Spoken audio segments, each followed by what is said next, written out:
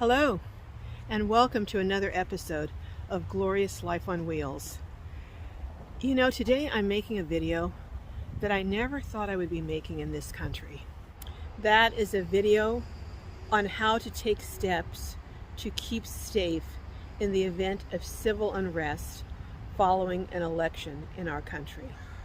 Who would have thought as recently as 10 years ago that this could even be possible?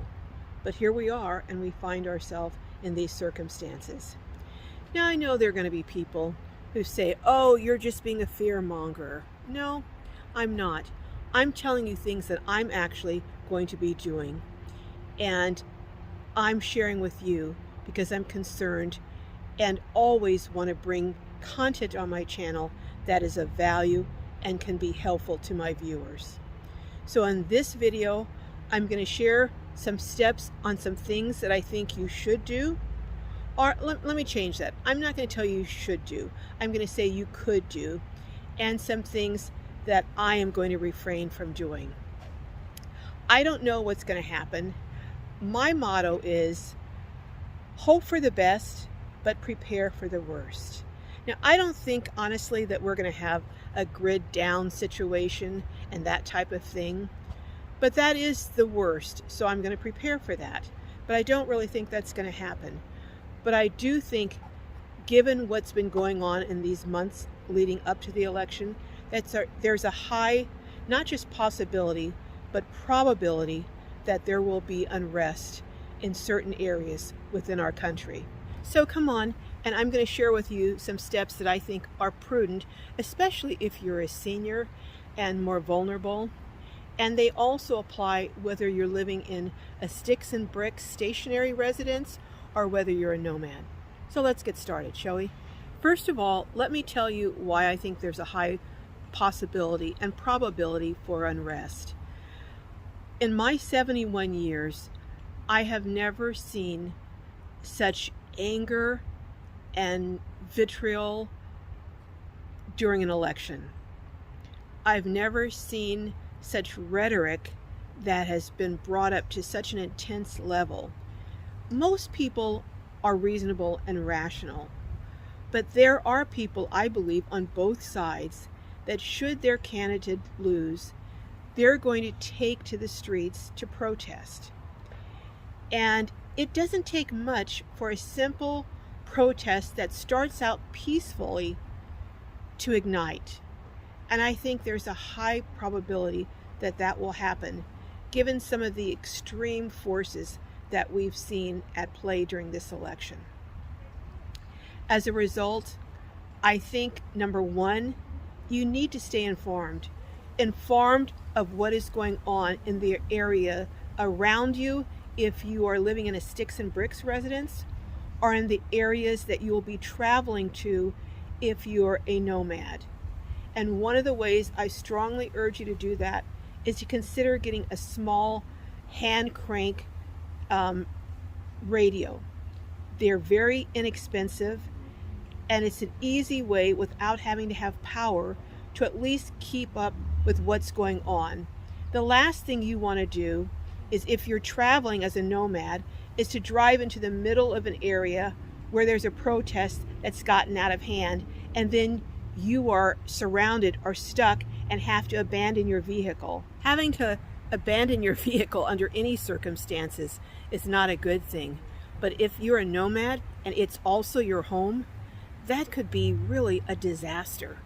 The next precaution I would take, if you're able to, is I would stay out of large cities and high density areas. Those are typically areas where protests happen. I would especially stay out of DC, and I would be very cautious about going to cities that contain the capital for that particular state. I would also, if I was a nomad, I think I would try and head to BLM land, dispersed camping, perhaps rural areas. As a city dweller, if you do live in a city, I would do my best to stay away from downtown areas and areas where protests are likely to start.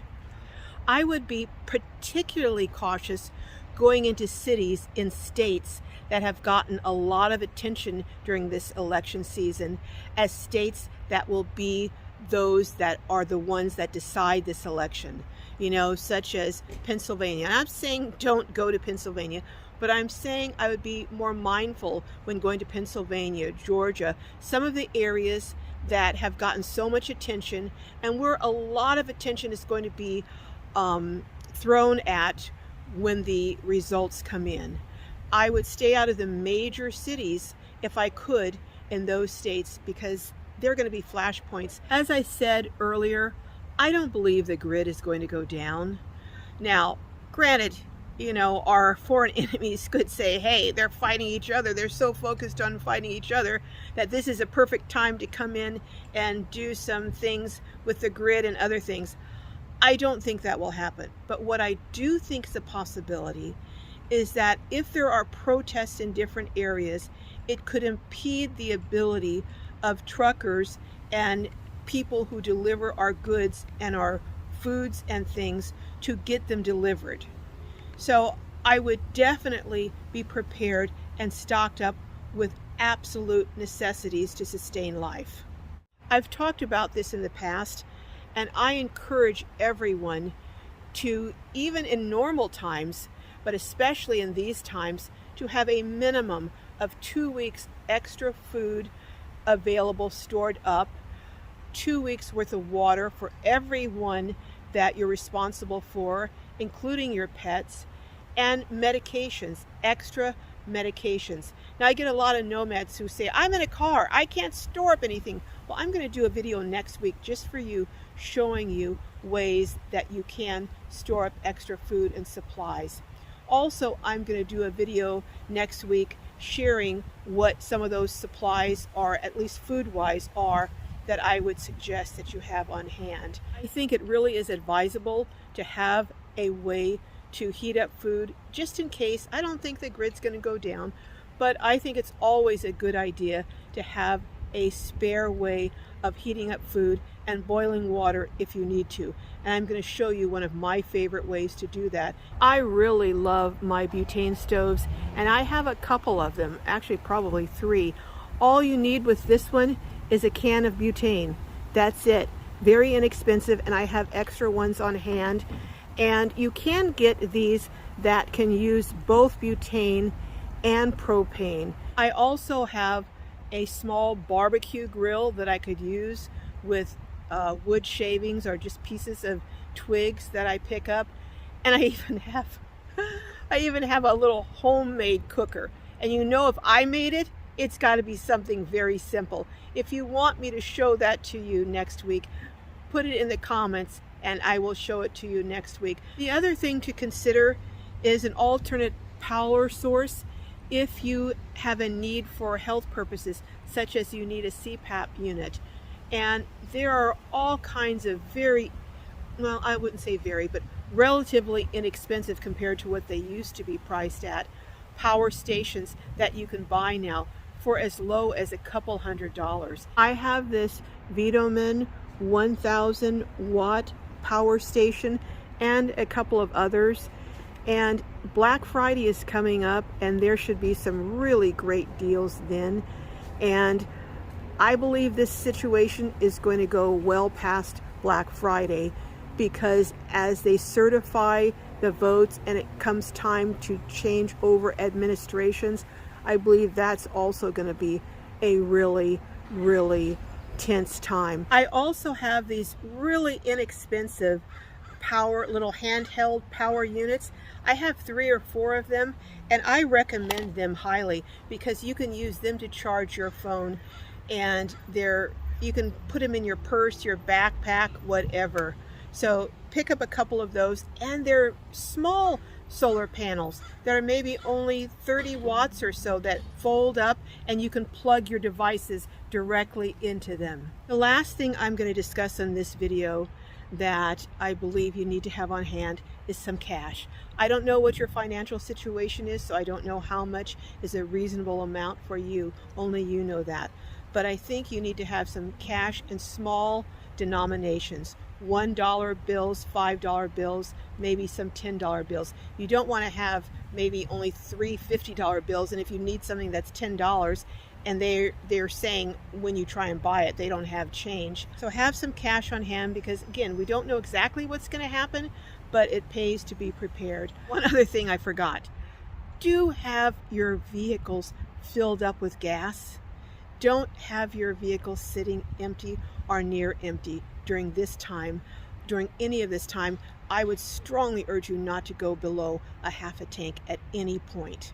I could go on and on. There's so many other things I could do in this video or add, but those are the primary things that I think would be necessary to get through a difficult time should there be unrest. I'm praying that there's not, but as I said in the beginning, I wish and pray for the best, but prepare for the worst. Stay tuned next week. I will have more videos coming out on some things that I'm doing and I think you could do.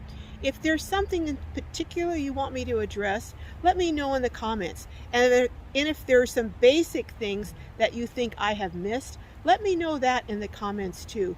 Although, comes to mind, you do need a source of light should the power go out. But again, I don't think the grid's going to go down, but these are things that you need. And be prepared also if you're in a cold climate to keep warm. But if you want me to address these things more in another video next week, again, let me know in the comments. I have not forgotten the last couple of videos in my series, Senior Poverty in America, in which I'm going to share some ways that I think you can live a decent life even if you are on a very poor income as a senior. But right now I thought this was more pressing, and I will get back and will air those videos. I haven't forgotten about them. Meanwhile, may your journeys be filled with joy and blessings, and may we all make it through to the other side of this situation safely and with our mental health intact. Bye-bye till next time.